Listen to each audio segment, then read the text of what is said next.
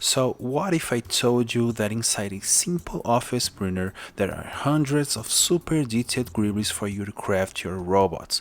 Welcome to Cut, Transform, Glue.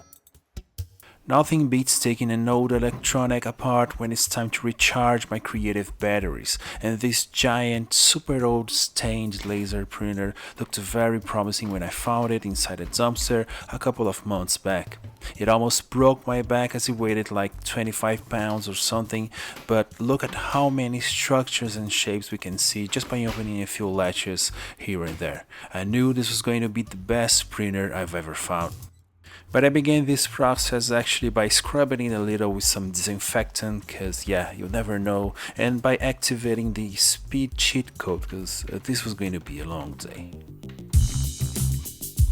As with most printers, the beginning is the hardest part, as they intentionally hide the seams, tabs and screws just to make it almost impossible for you to take it apart. But this must be like, I don't know, the 50th printer I destroy, so yeah, no big deal.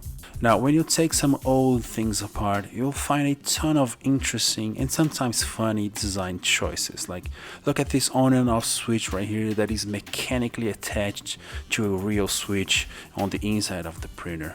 Go figure. But anyways, I kept going, trying to break the big structures apart as fast as possible without, of course, ruining my hands, in which I totally failed. But eventually I got to this point where I had some medium-sized structures that were still full of greeblies and just waiting to be destroyed. Now, most of the weight of the printer is on those big metal and plastic shapes, especially like on the shell of it, and these are almost useless to me. But I still gotta be careful here, because some may have some treasures hidden in them. Like the top lid of the printer had a couple of pieces that looked so good, so yeah, I always look carefully for those before throwing anything away.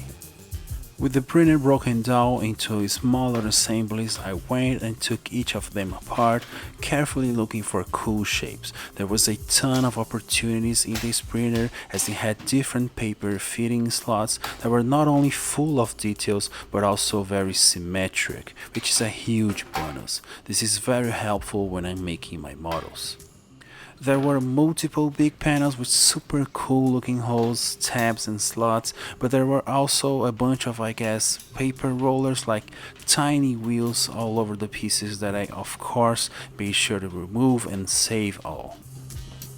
But there are also some very weird findings, like right here inside this metal tube I found some sort of glass lamp piece. Don't really know what this is, not going to test it definitely, but yeah, then I found some cool bearings, useful stuff for some DIY projects. I'm always happy when I find those. Eventually I took everything apart and ended up with this huge pile of plastic shell pieces, which I still gotta properly recycle. And to be honest, I did not take the ink toner cartridge apart that day because I wasn't on the mood for some heavy particle breathing. But yeah, after almost the whole day of working on the printer, this was the result, and I'll go over in detail on a couple of the most good looking greeblies in a second. But could you tell just by looking at the printer that it had this many pieces on the inside? That always blows my mind. There are the obvious treasures like this one right here, super detailed. It could be used on a cool base or maybe on a spaceship, and this one even is symmetric. Or maybe this one right here, as you can read right there, it says ABS, which stands for always the best surface when you're trying to glue stuff onto. Awesome stuff. But what about the metal shapes? I'm not the biggest fan of metal greeblies, but look at this one. Some very precisely made rounded grill shapes. This is so good looking. There were of course a ton of these tiny wheels, very useful stuff on many projects. There was also some very detailed tubes like this one, similar to the ones I use on the racer spaceship. And I'm probably repeating myself right here. There were a ton of good looking greeblies on this printer. If you want to check a high resolution picture of this knolling, this huge knolling, check my Patreon. The link will be in the description box. And as always, thanks for watching.